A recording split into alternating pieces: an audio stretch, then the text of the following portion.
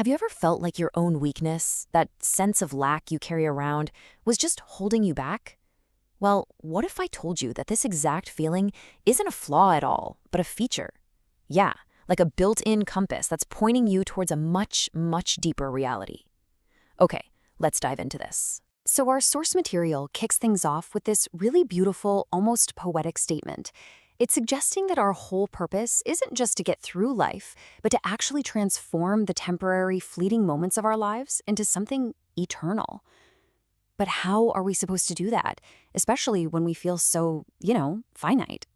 To really get this, we've got to start by seeing the world in a totally new way, not just as a bunch of stuff, but as a giant mirror. I want you to imagine that everything, from a star billions of miles away to a single cell in your body, is part of this grand showcase. It's not just there, it's there to represent something, to present an idea, to appear on behalf of a greater reality. Everything is showing us something. So what is everything showing us? Well, this is where a key concept from the source comes in, the Esmae Husna, or the beautiful names. You can think of these as the fundamental attributes or qualities, things like power, mercy, wisdom, that are constantly being reflected and manifested all around us in everything we see. And look, these are not just some lofty, abstract ideas, right? Think about it in your own life.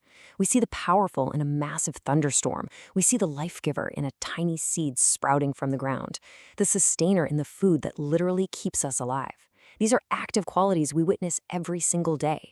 And this is where we come in. This is what's so special about us. While a mountain might reflect immense power, and a flower might reflect intricate beauty, the source material argues that the human being is totally unique. We have the potential to be a comprehensive mirror, reflecting all of these names all at once.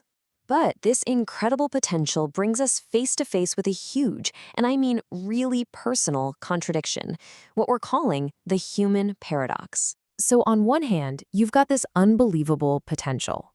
We're apparently designed to be this all-encompassing mirror of perfect qualities, like love, wisdom, and power. But on the other hand, let's be real for a second. That is not how it usually feels, is it? Our daily lived experience is often the complete opposite. It's defined by this deep and kind of nagging sense of lack. And the source material doesn't pull any punches here.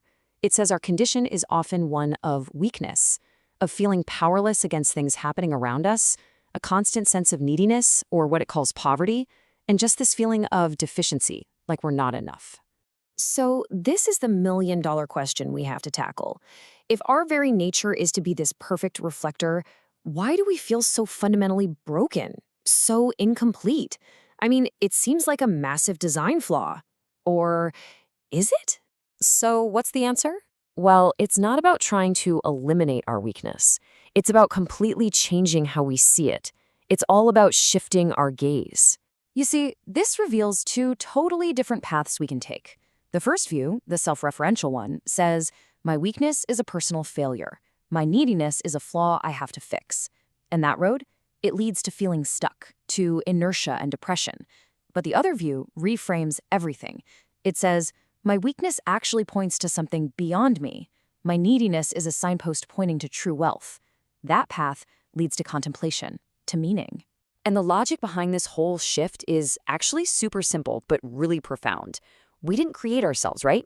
Our existence doesn't come from ourselves. So why would we think the meaning of our feelings is all self-contained either? They must be referring to something outside of us. And once you make this shift, your weakness stops being this heavy burden you have to carry. It actually becomes your most important tool, a compass. I absolutely love this metaphor from the source. Instead of seeing our lack as this terrible flaw, we see it as a map.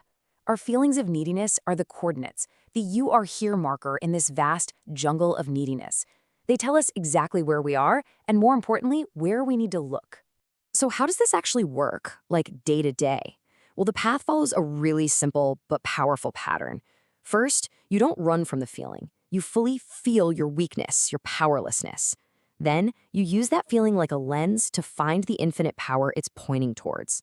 The pattern just repeats. You feel your own poverty, your own neediness, and that in turn allows you to find the infinite wealth and mercy that exists out there. And this is the incredible resolution to that whole paradox we talked about. Our weakness isn't a bug, it's a feature. It is the sensory organ we were given to perceive perfection. It's like you need darkness to really appreciate light, right? In the same way, you need a sense of lack to truly perceive and appreciate absolute abundance. Okay, so we have this new understanding. Now what? How does this actually change the way we live? Well, that brings us to our ultimate purpose, living the trust. The source suggests that all of humanity was given a trust. This is our big responsibility, our ultimate purpose, to consciously and actively use our unique nature to be that comprehensive mirror. It's not a passive thing. It's an active, intentional role we are all meant to play. This metaphor of the mirror just nails it, doesn't it? A mirror's entire purpose, its very taste of existence, is to reflect. A mirror that can't reflect is just inert, useless. The source even says it's in a state of depression. Our own sense of aliveness, our joy, is tied directly to how well we are fulfilling our function as reflectors. And just like that, we come full circle. We started with this idea of transforming finite beauties into infinite ones, and now we see how to do it.